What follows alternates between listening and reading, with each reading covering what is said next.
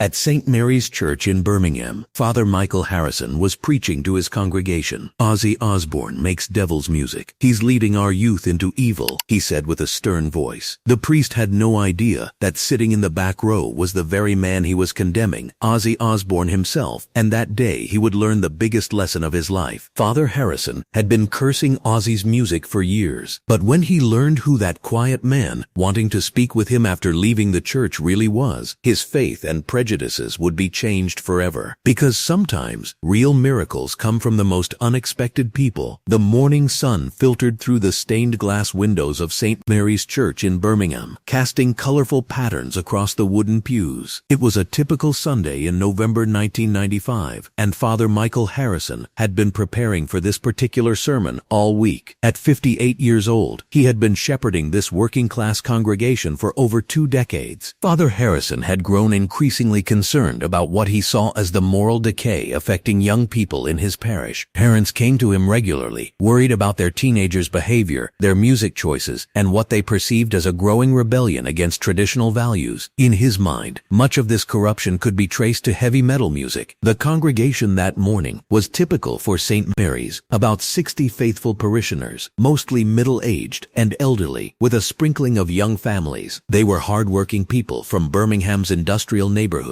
many of whom had attended this church their entire lives. What Father Harrison didn't notice as he prepared to deliver his sermon was a figure sitting alone in the very back row. The man wore a simple black coat and had kept his head down during the opening hymns. His long graying hair fell partially across his face, and dark sunglasses obscured his eyes. Father Harrison stepped up to the pulpit with the confidence of a man who believed deeply in his message. His voice carried clearly through the small church as he began what he intended to be a wake-up call for his congregation. "My dear friends," he began, his Irish accent lending gravity to his words, "we are living in times of great spiritual warfare. Our young people are being bombarded with influences that seek to turn them away from God's path, to corrupt their souls and lead them into darkness." The congregation listened attentively, many nodding in agreement. "I want to speak to you today about a particular threat," he continued, his voice growing more passionate. "There is a man whose music has poisoned the minds of countless young souls. His name is Ozzy Osbourne, and he makes what can only be described as devil's music." Several congregation members shifted uncomfortably in their pews. Some had teenagers at home, and they recognized the name their priest was condemning. "This man glorifies evil," Father Harrison declared, his voice rising. "His songs promote darkness, rebellion against God, and behaviors that lead souls straight to damnation. He calls himself the Prince of Darkness, embracing the very title that belongs to Satan himself." In the back row, the man in dark glasses remained perfectly still, but his attention was now completely focused on the priest's words. "I have seen what this music does to our young people," Father Harrison continued. "It fills them with anger, turns them against their families, makes them question everything we have taught them about right and wrong." The priest paused for effect, scanning his congregation. "We must recognize Ozzy Osbourne for what he truly is," he declared. "An agent of evil, a corrupter of innocence, a man who has dedicated his life to leading God's children into spiritual destruction." As Father Harrison continued his condemnation, he remained unaware that every word was being heard by the subject of his attack, sitting quietly in the shadows of the back row. After the service concluded, Father Harrison stood at the church entrance greeting parishioners. Most had complimented him on his sermon, agreeing that something needed to be done about the negative influences affecting their children. As the last of the regular congregation departed, Father Harrison noticed that the man from the back row had remained behind, standing quietly near the church steps. "Father Harrison," the man said, his voice carrying a distinctive Birmingham accent. "Yes, my son," the priest replied, adopting the warm tone he used with all who sought his counsel. "How can I help you?" The man removed his dark glasses, revealing tired but kind eyes. "I wondered if I might have a word with you about your sermon today. My name is John Osbourne, but most people know me as Ozzy." For a moment, Father Harrison's mind couldn't process what he was hearing. This wasn't how he had imagined the Prince of Darkness would appear. There were no theatrical costumes, no menacing presence, just a middle-aged man with a polite manner and a local accent. "I'm sorry," Father Harrison said, confusion evident in his voice. "Did you say Ozzy? Ozzy Osbourne?" "Yes," the man confirmed gently. "I heard every word of your sermon, Father, and I was hoping we might have a conversation about some of the things you said." The priest felt his heart rate accelerate as the reality of the situation sank in. Standing before him was the very man he had spent the last 30 minutes condemning as an agent of evil, and far from appearing angry or confrontational, Ozzy seemed genuinely interested in dialogue. "I had no idea you were here," Father Harrison stammered. "I come here sometimes," Ozzy said simply. "This is where I was baptized, actually, 56 years ago, right there at that font." He gestured toward the front of the church with a slight smile. "My mom used to bring me here when I was a boy." Father Harrison found himself in completely uncharted territory. In all his years of ministry, he had never been confronted directly by someone he had publicly condemned, let alone in such a calm and respectful manner. "Would you like to sit down?" Ozzy suggested, gesturing toward a nearby pew. "I think we might both benefit from a proper conversation." Against his better judgment, but driven by curiosity and a lifetime habit of ministering to those who sought him out, Father Harrison found himself sitting beside the man he had just described as an agent of evil. "I want you to know," Ozzy began, "that I'm not here to argue with you or to be disrespectful. I have nothing but respect for the church and for what you're trying to do for your congregation. But I think there might be some things you don't know about me, about my music, and about the effect it actually has on people." Father Harrison listened warily, unsure what to expect, but intrigued, despite himself. "You mentioned that my music turns young people against their families," Ozzy continued, "but I wonder if you've ever actually listened to the lyrics, or if you've heard from the young people themselves about what the music means to them." The priest had to admit that his knowledge of Ozzy's actual songs was limited. He had based his condemnation primarily on reports from concerned parents and religious publications. "Let me tell you about some of the letters I receive," Ozzy said, his voice taking on a more serious tone. "Letters from teenagers who tell me that songs like Shot in the Dark or Dreamer helped them through periods of severe depression. Young people who were contemplating suicide but found hope in lyrics about overcoming darkness and finding light." Father Harrison remained silent, but his expression began to show genuine interest rather than defensiveness. As their conversation continued, Ozzy began to share details of his own life that Father Harrison had never heard in any of the media reports or religious critiques he had encountered. "I grew up not far from here," Ozzy explained. "Working-class family, just like most of your congregation. My father worked at a steel mill, came home every night exhausted. My mother took in washing to make ends meet. We knew what it meant to struggle." Father Harrison found himself drawn into the story, recognizing the familiar patterns of hardship that characterized many of the families in his own parish. "I was a troubled kid," Ozzy continued. "I had learning difficulties, couldn't keep up in school, felt stupid and worthless most of the time. I got into trouble, made bad choices, hurt people who cared about me." The priest nodded, having counseled many young people with similar backgrounds and struggles. "But music saved me," Ozzy said simply. "Not just playing music, but finding a way to express all that pain and anger and confusion in a way that didn't hurt anyone else. When Black Sabbath started, we weren't trying to promote evil. We were trying to survive, to make sense of a world that seemed dark and hopeless." Father Harrison found himself seeing Ozzy not as the demonic figure he had imagined, but as a human being who had struggled with many of the same issues that brought people to his church, seeking help. "The Prince of Darkness thing," Ozzy said with a slight smile. "That was mostly marketing, Father. But the real darkness I was singing about was the darkness of poverty, of feeling worthless, of not being able to see a future worth living for." As their conversation deepened, Father Harrison began to understand that everything he thought he knew about Ozzy Osbourne had been filtered through layers of misunderstanding. "Tell me about your faith," the priest found himself asking. "Do you believe in God?" Ozzy was quiet for a moment, considering his answer carefully. "I've always believed in God, Father. Even during my worst periods, even when I was struggling with addiction and making terrible decisions, I never stopped believing. The anger in some of my songs isn't anger at God, it's anger at suffering, at injustice." This perspective was something Father Harrison had never considered. "Some of my songs are actually prayers," Ozzy continued. "Desperate prayers from someone who felt lost and was crying out for help. Mama, I'm Coming Home is about redemption, about wanting to return to innocence and love after making mistakes." Father Harrison found himself reconsidering not just Ozzy's music, but his entire approach to understanding young people who were drawn to it. "The young people who connect with my music," Ozzy explained. "They're often the ones who feel like they don't fit in anywhere else. They're the misfits, the outcasts, the ones struggling with depression or family problems. problems. When they hear songs that acknowledge that pain without judging them for feeling it, it helps them feel less alone. The priest realized that these were exactly the young people his church should be reaching out to, but instead, he had been condemning one of the few voices that spoke to their experience. "I want to ask you something, Father," Ozzy said, his tone becoming more serious. "In your sermon today, you said that my music turns young people against their families. But have you considered that maybe some of these young people are already alienated from their families for reasons that have nothing to do with music?" Father Harrison had to admit that he had seen many cases where family breakdown preceded any involvement with heavy metal music. "Sometimes," Ozzy continued, "when young people feel rejected or misunderstood by their families, by their schools, by their churches, they find comfort in music that validates their feelings rather than dismissing them. The problem isn't the music. The problem is that they felt rejected in the first place." This insight hit Father Harrison with unexpected force. He realized that in focusing on condemning the music, he might have been overlooking the underlying issues. "What would you say," the priest asked, "to parents who are genuinely concerned about their children's behavior?" Ozzy considered this carefully. "I'd say that music is never the cause of serious problems. It's usually a symptom of problems that already exist. If a young person is drawn to dark or angry music, instead of banning the music, maybe try to understand what pain they're expressing through it." As their conversation continued, Father Harrison began to see parallels between Ozzy's mission and his own. Both were trying to reach people who felt lost or abandoned. Both were offering hope to those who were struggling. "You know," Ozzy said, "some of the most meaningful conversations I've had have been with religious people who took the time to actually understand what I was trying to say. There's a Methodist minister in Los Angeles who became a friend after we talked about the spiritual themes in some of my songs. We talked about the Psalms." Ozzy replied to Father Harrison's curious look. "Have you ever really read the Psalms, Father? They're full of anguish, anger at injustice, cries for help from people who felt abandoned by God." The comparison was startling, but Father Harrison had to admit it had merit. "The difference," Ozzy continued, "is that David's pain is considered sacred because it's in the Bible, while my pain is considered evil because it's in rock songs. But pain is pain, Father, and sometimes acknowledging it honestly is the first step toward healing. I want to show you something," Ozzy said, reaching into his jacket pocket. He pulled out a worn piece of paper, a letter that had clearly been read many times. "This is from a 17-year-old girl in Manchester," he said, handing the letter to Father Harrison. "She wrote to tell me that my song Dreamer kept her from taking her own life." Father Harrison read the letter with growing amazement. The girl described severe depression following her parents' divorce, during which she had felt completely alone and hopeless. She had planned to commit suicide, but had heard Dreamer on the radio and found just enough strength to reach out for help instead. "I have hundreds of letters like this," Ozzy said quietly, "people who found hope in songs that others dismiss as evil." Father Harrison found himself deeply moved by the letter. This wasn't someone corrupted by evil music, but rather someone who had been saved by finding a voice that spoke to her experience. "This is what I don't understand," Ozzy continued. "Instead of recognizing that we're often reaching the same people, the lost, the hurting, the desperate, you see us as enemies, but we should be allies." The priest realized that Ozzy was right. Both of them were trying to offer hope to people in despair. "I've been approaching this all wrong," Father Harrison admitted. "I've been trying to protect young people from your influence instead of trying to understand why they're drawn to it." "What would you suggest?" the priest asked. "How can I better serve the young people in my parish?" "Listen to them," Ozzy said simply. "Don't dismiss their feelings or their music choices. Try to understand what they're really looking for. Most of the time, they're not rebelling against God. They're crying out for understanding." Father Harrison found himself taking mental notes. "And maybe," Ozzy continued, "instead of condemning the music they connect with, you could help them find the spiritual truth that's already there. A lot of heavy metal music is asking the same questions that religious people ask. Why is there suffering? How do we find meaning? Where do we turn when we feel abandoned?" As their conversation drew to a close, Father Harrison found himself profoundly changed by the encounter. "I owe you an apology," the priest said. "What I said about you this morning was based on ignorance and prejudice, not knowledge or understanding." Ozzy smiled gently. "No apology necessary, Father. The important thing is being willing to change our minds when we learn better." "Would you be willing to come back sometime?" Father Harrison asked. "Maybe speak to some of the young people in our parish?" "I'd be honored," Ozzy replied. The following Sunday, Father Harrison stood at the same same pulpit where he had condemned Ozzy Osbourne just 1 week earlier. But the sermon he delivered that morning was very different. "My dear friends," he began, "last week I spoke about certain influences on our young people. Today I want to speak about the dangers of prejudice and the importance of understanding before we judge." The congregation listened with surprise as their priest described his encounter with Ozzy Osbourne and his new understanding of how to better serve young people who felt lost or alienated. "I learned that sometimes the voices we are quickest to condemn might be speaking truths we need to hear," he continued. "That pain expressed honestly is not evil, but rather the first step toward healing." Several congregation members exchanged surprised glances, but many others nodded in recognition. "I want to challenge all of us," the priest concluded, "to listen more carefully to the young people in our lives and to remember that Christ himself was often found among those whom society considered outcasts." In the weeks and months that followed, Father Harrison and Ozzy developed an unlikely but deep friendship. The priest began attending some of Ozzy's concerts to understand and was amazed to see the positive impact the music had on audiences who clearly needed hope. Ozzy became a regular visitor to St. Mary's Church, often speaking with young people who were struggling with issues he had faced in his own youth. His presence helped bridge the gap between the church and young people who had felt unwelcome in religious settings. Together, they developed programs that used music as a starting point for discussions about deeper spiritual issues. Young people who had never felt comfortable in traditional church settings found a place where their experiences were validated. Father Harrison learned to see heavy metal music not as a threat, but as a language to be understood. He discovered that many of the themes, struggles with mortality, searches for meaning, were fundamentally spiritual concerns the church should be addressing. Years later, both Father Harrison and Ozzy would look back on their first encounter as a turning point in their understanding of their respective missions. The priest learned that effective ministry required meeting people where they were. The musician learned that his influence carried responsibilities beyond entertainment. Their friendship became a model for bridge building across cultural divides, demonstrating that people with seemingly incompatible worldviews could find common ground in their shared concern for human suffering and healing. The young people who benefited from their collaboration learned that adults could admit when they were wrong, that different perspectives could coexist respectfully, and that authenticity was more valuable than conformity. Most importantly, they learned that pain acknowledged honestly was the beginning of healing, that questions expressed openly were the start of wisdom, and that seeking understanding was always preferable to making assumptions. The story of Father Harrison and Ozzy Osbourne became legendary in Birmingham, but its impact extended far beyond one city. It became a reminder that some of the most important lessons come from the most unexpected teachers, and that sometimes what we need most is the courage to listen to voices we've been taught to ignore. In the end, both men discovered that their missions had always been more similar than different: to offer hope to the hopeless, comfort to the afflicted, and understanding to those who felt alone. They simply used different languages to express the same fundamental truths about the human experience and the possibility of redemption.